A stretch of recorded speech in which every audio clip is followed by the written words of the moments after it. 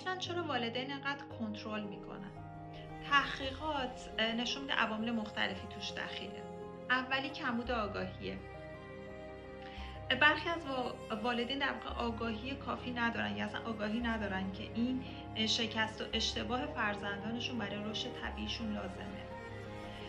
دومی کودکی خود والد هست. اگر در کودکی الگوی ناسالمی داشته باشن، در بزرگسالی همون الگو رو ادامه میدن و گاهی به سمت کنترل افراطی میرن. سومی اضطراب والدین هستش.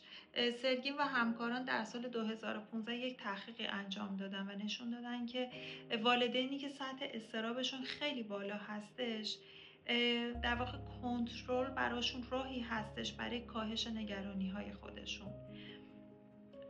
گزینه بعدی، در واقع عامل بعدی، خودشیفتگی هستش. برخی والدین در واقع بیشتر به تصویر اجتماعی و امنیت یا نیازهای روانی خودشون خیلی بیشتر از فرزندانشون اهمیت دادن و اونی که در واقع تصویر اجتماعیشون و نیازهای روانی خودشون در اولویت هستش. پس در واقع از کنترل کودکان استفاده میکنن برای اینکه اضطراب خودشون رو مدیریت کنن و در واقع احساس امنیت بکنن.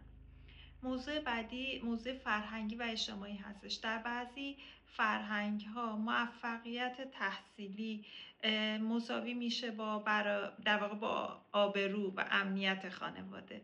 پس والدین کنترل رو برابر میدونن با موفقیت، حتی اگر به استقلال کودکشون آسیب بزنه.